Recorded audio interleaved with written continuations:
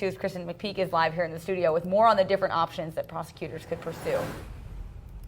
CBS 2 talked with David Leroy, a former Attorney General of Idaho, about what the next steps could be. He says legally the prosecutor could do a number of things. Each of these options could have different risks and benefits.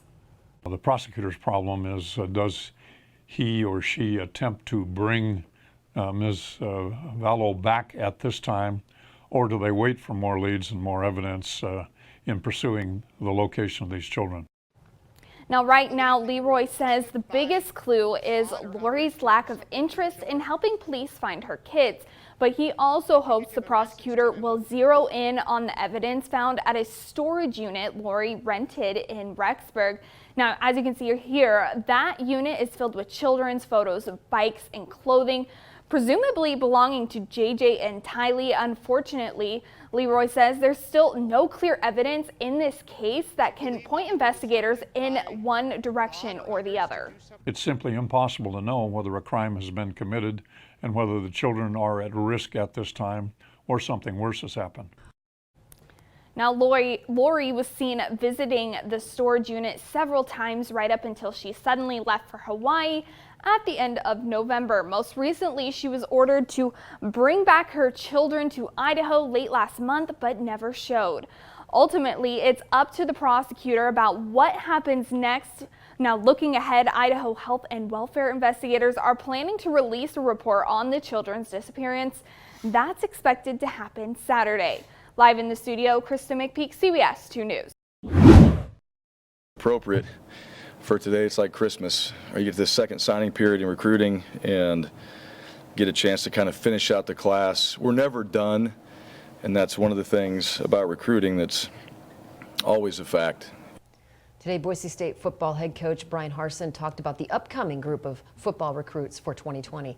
He went on to thank the community for showing the players hospitality each and every year. And so it's not just the coaches, it's everybody, it's this community that recruits these players and why they choose Boise State. And it's huge for our program. We have to continue that. So I want to thank all of them. For the 2020 class, Boise State recruited 20 football players to join Bronco Nation. When you call 911, you depend on the fact that someone will show up to help. All too often that means overtime, though, for first responders. CBS 2's Brian Morin shows us what drives officers in Meridian to go above and beyond. Protect and serve. That's the goal of all police departments. In Meridian, that means $300,000 to $400,000 in overtime each year. We don't get to just go home at 5 o'clock because we're putting somebody over on overtime, right? If we're out on an accident, if we get one of those big cases, a homicide, something like that, those take up a lot of man hours, a lot of overtime hours up. As Meridian grows, so do the number of 911 calls. We do have minimum staffing, so when we get below that, a sergeant needs to call and find somebody to come in and fill that shift so that we have enough officers on this street. Right now, Meridian PD is 15 officers short. They're trying to get the full staff, but it's a process. We are very, very particular about who we hire. Not just do you get the bodies. You have to have the right people to fit the culture of your organization and the type of policing you do in your city. Police have a high-stress job, and they carry guns. The police department keeps a close eye on how much OT any particular officer gets. We do worry about burnout on our officers. So we look at who are the officers that are constantly taking the overtime shifts. And sometimes we tell officers, you know what, you've had enough overtime.